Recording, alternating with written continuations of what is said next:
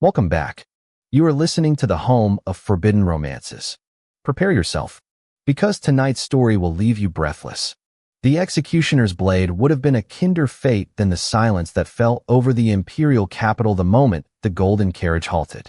It wasn't the heat of the midday sun that made the sweat trickle down my spine, nor the crushing weight of the commoners pressing against my back. It was the small, gloved finger of a child, pointing directly at my face through the velvet curtains. I froze, my breath hitching in a throat suddenly dry as parchment, as the giggles of the Emperor's twin daughters echoed like a death knell across the cobblestones. Before I could turn, before I could vanish into the faceless mob, the royal guards shattered the crowd, their steel boots ringing against the stone, dragging me from obscurity and forcing me to my knees before the vehicle of the very tyrant who had slaughtered my family. I am Lysander Thorn, the last surviving heir of the fallen dukedom of Thorn, a name whispered in shadows and outlawed in sunlight. 4 or 5 years since Emperor Cailan Valerius, the Iron Sovereign, razed my ancestral home to the ground, I have lived as a ghost. I hid in the slums, disguised as a scribe, staining my fingers with ink instead of blood, waiting for a chance at revenge that never came. And now, fate, with its cruel sense of humor, had unmasked me not through war, but through the whim of 2 6-year-old girls. Him, Princess Alara chirped, her voice bright and terrifyingly innocent. We want him. Yes, him, Princess Seraphina echoed, clapping her hands. He has eyes like the sad cat in the storybook. He will be the new papa. The crowd gasped. A ripple of shock traveled through the assembled nobility standing on the viewing platforms. The Parade of the Golden Lotus was an ancient tradition, a political theater where the divine offspring of the emperor were paraded through the city to intuit a new consort for their widowed father. It was supposed to be rigged. Everyone knew the high priest had already blessed Lady Vane, the daughter of the current prime minister. The carriage was supposed to stop at the Vane estate. It had stopped at a bakery and pointed at a dirty scribe. A shadow fell over me. I looked up, expecting the captain of the guard. Instead, the carriage door opened further. The air temperature seemed to drop 10 degrees. Stepping out was Emperor Cailan Valerius. He was taller than the statues built in his honor, draped in black and gold military regalia that emphasized the breadth of his shoulders. His hair was the color of midnight, falling over eyes that burned with the cold intensity of frozen sapphires. He did not look at the crowd. He did not look at his daughters. He looked only at me. He stalked forward, the crowd parting like the Red Sea before a wrathful god.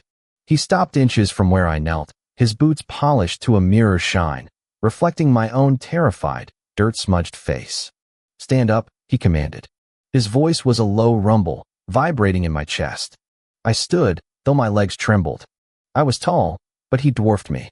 He reached out, a gloved hand gripping my chin, forcing my head up. His gaze dissected me, peeling back layers of grime and disguise. A man, Cailan said, his voice dripping with disdain. He looked toward the carriage. You chose a man. He's pretty, Alara insisted. He smells like old paper, Seraphina added. We like paper. Cailan turned back to me, his thumb brushing the line of my jaw.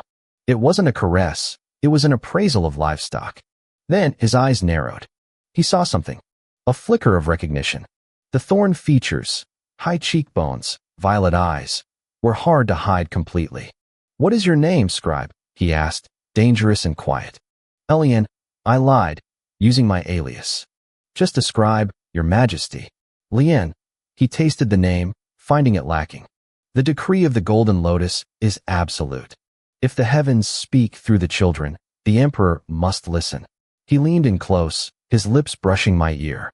The intimacy was shocking, a violation in front of thousands. I know you are not a scribe, he whispered, sending a shiver of pure dread through my veins. And I know you hate me.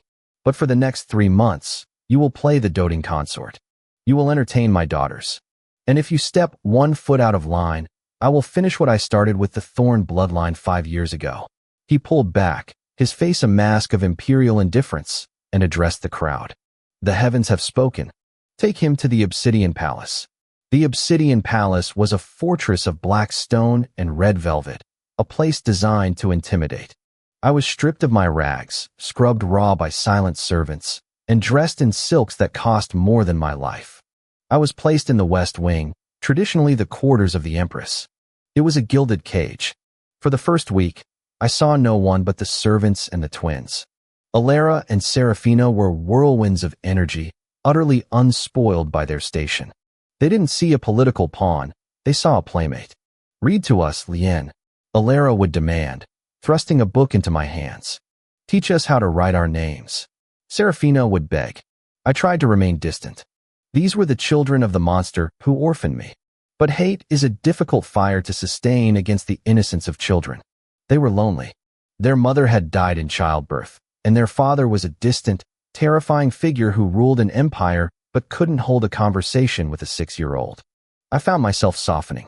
I taught them history, the real history, not the propaganda Kalen fed the masses. I taught them about the fallen kingdoms, about the art of the Thorn family, about compassion. It was late one evening in the 3rd week when the door to the nursery creaked open. I was sitting on the floor, Serafina asleep in my lap, Alara dozing against my shoulder. I was humming an old lullaby from my homeland. Kalen stood in the doorway. He had shed his heavy armor, wearing only a loose white shirt and black trousers. He looked human, tired. I stiffened, instinctively wrapping my arms tighter around the girls. "That song," Kalen said, his voice devoid of its usual bite. "I haven't heard it in years." "It is a song of the Thorn people," I said defiantly, keeping my voice low so as not to wake the children. "A lament for the dead." Kalen walked into the room. The air grew heavy with his scent, sandalwood, steel, and rain. He looked at his daughters, sleeping so peacefully in the arms of his enemy.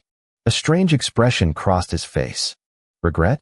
No, the Iron Sovereign did not feel regret. "You are good with them," he admitted, almost grudgingly.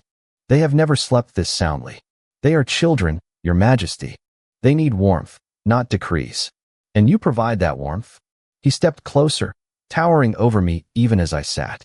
"You, who wishes to drive a dagger through my heart. I am a professional, Your Majesty. I fulfill my contracts."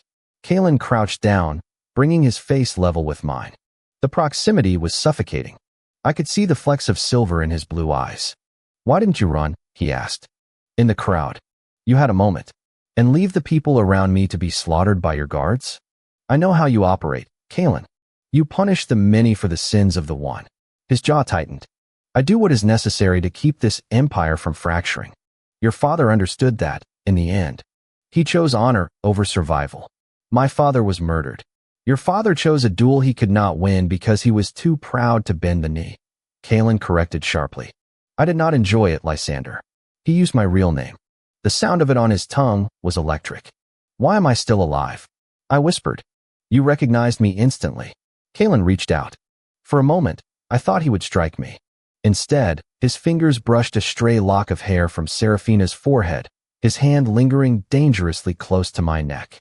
"Because," he murmured, his gaze dropping to my lips, then back to my eyes, "my daughters chose you. And perhaps, I am tired of looking for assassins in my bed. Perhaps I wanted to see if a thorn could be tamed. I am not a pet to be tamed. We shall see." The weeks bled into months. The dynamic between us shifted, subtle as the changing tides. Kalen began to seek me out. At first, it was under the guise of checking on the twins. Then, he began summoning me to his private study. He didn't want sex. He wanted challenge. We played chess, moving ivory pieces across the board like generals. We debated philosophy, strategy, and economics. For the first time, I saw the intellect behind the brute force. Kalen wasn't a mindless tyrant. He was a man holding a fracturing continent together with sheer will. He was exhausted, lonely, and surrounded by sycophants who told him only what he wanted to hear. I gave him the truth. I argued with him. I insulted his policies. And he loved it. One rainy afternoon, in the vast imperial library, the tension finally snapped. We were arguing over a trade route through the northern territories. I slammed my hand on the table. "You cannot starve the northern provinces just to squeeze the rebels," I shouted. "It's cruel. It is efficient," Kalen roared back, stepping around the desk. "If I show weakness, the Vane family will mobilize. Do you think they are better? They would skin your people alive for sport. And you just starve them? Is that the mercy of the emperor?" Kalen grabbed my shoulders, pinning me against the towering bookshelf. Books rattled in their frames. His chest heaved against mine. The anger in his eyes was blazing, but beneath it was something else. Hunger. You know nothing of the burden I carry, he hissed. Then share it, I challenged, breathless. Stop being a statue and be a man. The silence stretched, thick and taut as a bowstring. Kalen stared at me, his gaze dropping to my mouth. The hatred I had nursed for 5 years was there, yes, but it was warring with a treacherous, fiery heat that curled in my belly. You are dangerous, Lysander, he whispered. More dangerous than any army. He kissed me. It wasn't gentle. It was a collision, a demand.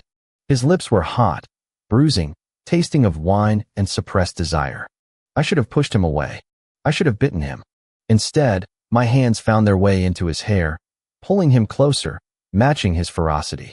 It was a kiss of two enemies declaring war on each other's bodies. When he pulled back, we were both panting, our foreheads resting against each other. This changes nothing, I gasped, trying to salvage my pride. It changes everything, he replied, his voice rough. But peace is fragile in a viper's nest. The Vane family, humiliated by the selection of a male commoner over their daughter, had not been idle. As the date of the autumn equinox festival approached, the day my term as consort was to end, rumors began to swirl. I noticed the guards were tense. I noticed Kalen was sleeping less, the circles under his eyes darkening. You should leave, Kalen told me 3 days before the festival. We were in his bedchambers, the sheets tangled around our legs. The intimacy we had built was a secret, hidden from the court. The contract is almost up. I have arranged a ship.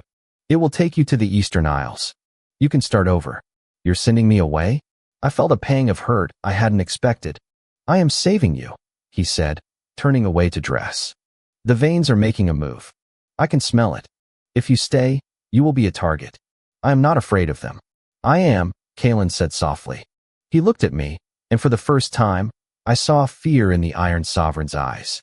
I cannot fight them if I am worried about you. I left his chambers that night with a heavy heart, resolving to take the ship. I had survived 5 years of hell. I wouldn't throw my life away for a tyrant I had foolishly fallen for. But on the day of the festival, as I packed my meager belongings, I found a small, crumpled piece of parchment in Alara's toy chest. It was a note, written in a cipher I recognized. It was a Thorn military cipher. My father's cipher. Asterisk, the wolf dies at the banquet. The cubs follow. Asterisk. My blood ran cold. The Vanes weren't just planning a coup. They were going to assassinate Kalen and the twins during the public feast. They had used my family's old code to frame me, to make it look like the Thorn heir had finally taken his revenge. If I left now, Kalen would die. The girls would die, and I would be blamed for it all. I looked at the window. The ship was waiting. Damn you, Kalen. I cursed, grabbing a concealed dagger I had kept since my arrival. I ran. The banquet hall was a riot of noise and color. Hundreds of nobles were eating, drinking, and laughing. Kalen sat on the high throne, the twins on smaller thrones beside him. He looked majestic, bored, and utterly alone. I burst through the side doors, ignoring the protests of the guards. I scanned the room. The servers were moving with practiced synchronization. Too synchronized. I saw Lord Vane raise his goblet. A signal. A server behind Kalen drew a long, slender blade from a tray of roasted pheasant. Kalen! I screamed. The hall went silent. Kalen looked up, his eyes widening as he saw me. Behind you. Kalen spun around, his reflexes honed by years of war. He caught the assassin's wrist, snapping it with a sickening crunch.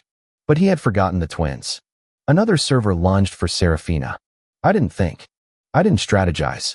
I threw myself across the dais, tackling the man just as the steel descended. Pain. White-hot, searing pain exploded in my side. The blade meant for the princess buried itself in my ribs.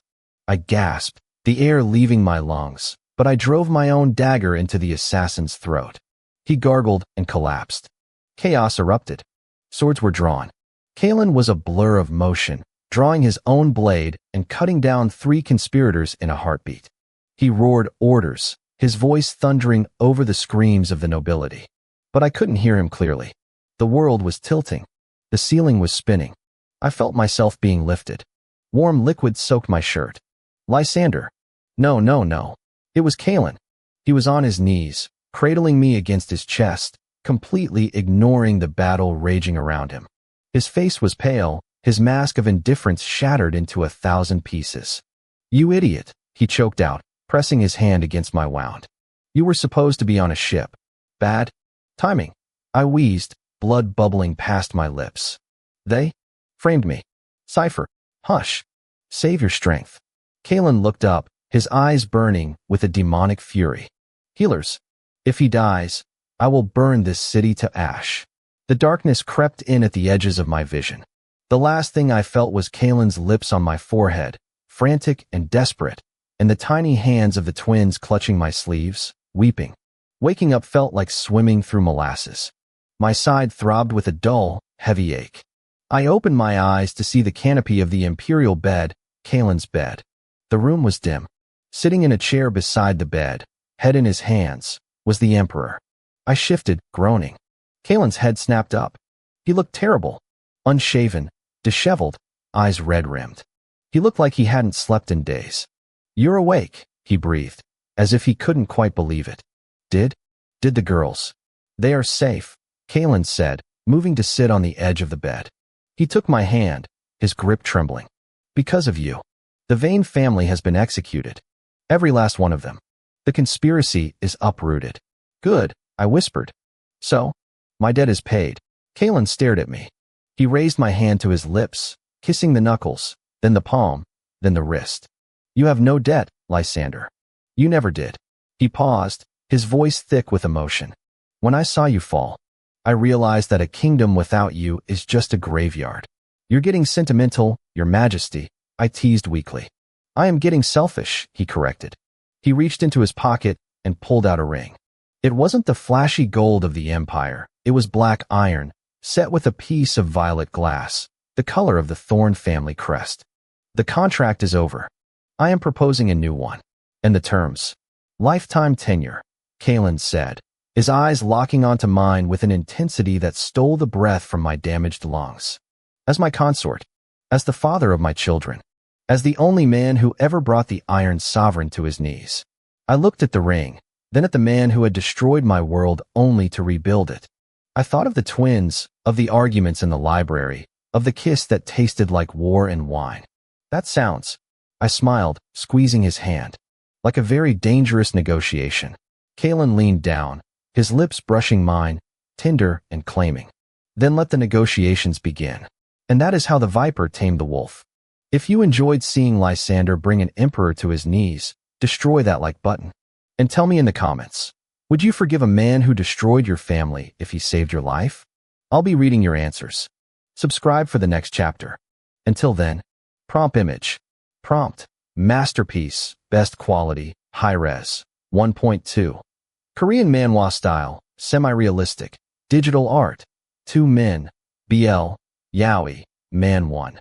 Kalen, tall emperor, black hair, sharp blue eyes, wearing unbuttoned black and gold regal military uniform, muscular build, expression of desperate concern, kneeling. Man 2. Lysander, long silver violet hair, pale skin, wearing bloodstained white silk scholar robes, lying in Man 1's arms, looking weak but smiling. Background is chaotic banquet hall, overturned. Tables, scattered golden goblets, spilled wine, blurred guards in background. Dramatic lighting highlighting the couple, cinematic composition, emotional atmosphere, sharp focus, intricate details.